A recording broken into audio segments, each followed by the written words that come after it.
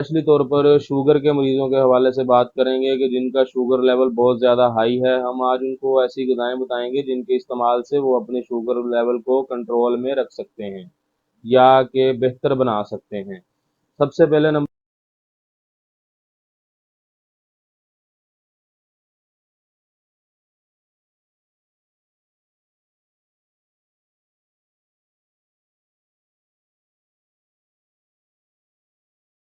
अस्सलाम वालेकुम मोहतरम नाज़रीन इकराम, मैं फराज जब्बार आज एक नई वीडियो के साथ आपकी खिदमत में हाज़िर हूँ। दोस्तों, आज हम स्पेशली तौर पर शुगर के मरीजों के हवाले से बात करेंगे कि जिनका शुगर लेवल बहुत ज़्यादा हाई है। हम आज उनको ऐसी ग़िज़ाएँ बताएंगे जिनके इस्तेमाल से वो अपने शुगर लेवल को कंट्रोल में रख सकते हैं या कि बेहतर बना सकते हैं।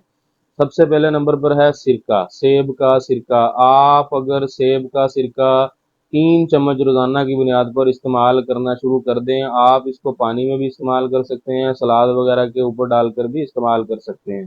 तो आपका शुगर लेवल बेहतरीन हद तक कंट्रोल हो जाएगा। इसके बाद है चिया सीड्स। चिया सीड्स आपको वज़न कम करने में मदद देते हैं, आपके कोलेस्ट्रॉल लेवल को कंट्रोल करने में, ठीक करने में बेहद मदद देते हैं। इसके अलावा आपके शुगर लेवल को कंट्रोल करने में मदद देते हैं।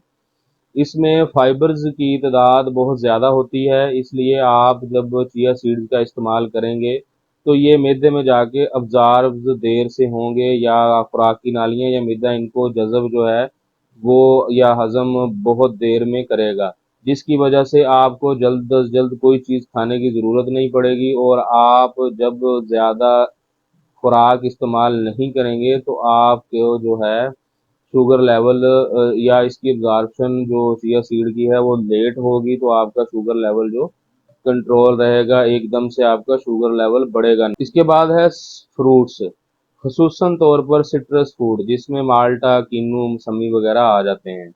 दोस्तों, कुछ लोगों का मानना ये है कि शुगर के मरीज़ फ्रूट्स का इस्तेमाल नहीं कर सकते। आप फ्रूट्स का इस्तेमाल बिल्कुल करें, आप फ्रूट का इस्तेमाल छोड़ें नहीं, क्योंकि इसमें हाँ, आपने इसका जूस नहीं पीना। अगर जूस पिएंगे तो आप मुकम्मल कंप्लीट तौर पर शुगर ही पी रहे हैं या इस्तेमाल कर रहे हैं। अगर आप जूस की जगह पर फ्रेश फ्रूट का इस्तेमाल करेंगे तो आप इसमें फाइबर वगैरह की बहुत सी मिकदार जो है आप अपने अंदर लेके जाएंगे, और इसमें विटामिन और मिनरल्स वगैरह काफ़ी मिकदार में मौजूद होते हैं, जो आपकी सेहत और आपकी स्किन और आपकी बॉडी के लिए बेहद ज़रूरी हैं। इसके बाद आता है अखरोट। अखरोट में ओमेगा 3 फैटी एसिड बेहद मिकदार में, ज़्यादा मिकदार में, बहुत ज़्यादा मिकदार में मौजूद होते हैं। आप अगर इनको स्नैक्स के तौर पर इस्तेमाल करें, मसलन कि आप शाम की टी के साथ बिस्किट वगैरह या कुछ समोसे वगैरह का या पकौड़ा वगैरह का इस्तेमाल करते हैं, तो आप उसकी जगह पे अपने जो अखरोट का इस्तेमाल करें तो आपकी सेहत है जो है वो बहुत बेहतर हो जाएगी। इसके बाद आता है अंडे। बहुत से लोगों का मानना ये है कि आप जो जो अंडे की जर्दी है वो शुगर के मरीजों के लिए या दिल के मरीजों के लिए बेहद नुकसानदेह है। ऐसा बिल्कुल नहीं है दोस्तों।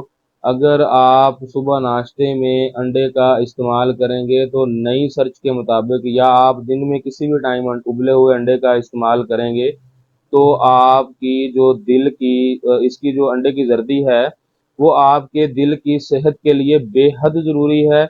ना इससे दिल के मसाइल होते नहीं हैं, बल्कि इससे दिल के मसाइल कम होते हैं। तो इस लिहाज से अगर आप सुबह नाश्ते में अंडे का इस्तेमाल करेंगे तो अंडा आपके मैदे को फाइबर होने की वजह से जो है हज़म देर से होता है और फुल फुल आपका मैदा महसूस होता है।